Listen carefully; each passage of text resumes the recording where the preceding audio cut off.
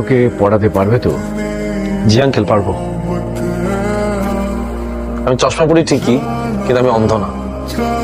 একটা চেয়ারের উপর যে অবস্থায় ছিল, কেউ যদি না দেখে বসে পড়তো তাহলে তো।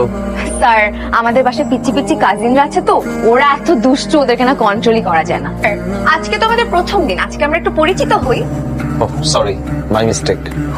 এই খামের মধ্যে আমার সব জীবন বৃত্তান্ত দেয়া আছে, আমি চলে যাওয়ার পর পড়ে নিও। তাহলে স্যার আমার পরিচয়টা বলি। তোমার সব জীবন বৃত্তান্ত আমি তোমার ফ্যামিলির কাছ থেকে শুনে নিয়েছি। ম্যাথ তোমার কেমন লাগে? স্যার, আজকে ম্যাথস না পড়ি, আজকে ইংলিশটা পড়ি।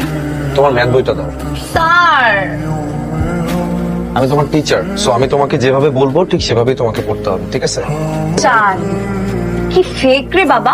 স্যার দেখেন, আমার বান্ধবী সেদিন আমার সাথে নিউ মার্কেটে গিয়ে ব্যাগটা কিনতে রেপ্লিকা, আর এখন স্টেটাস ফ্রম অ্যাব্রোড। তোমার ফোনটার দিকে দাও তো।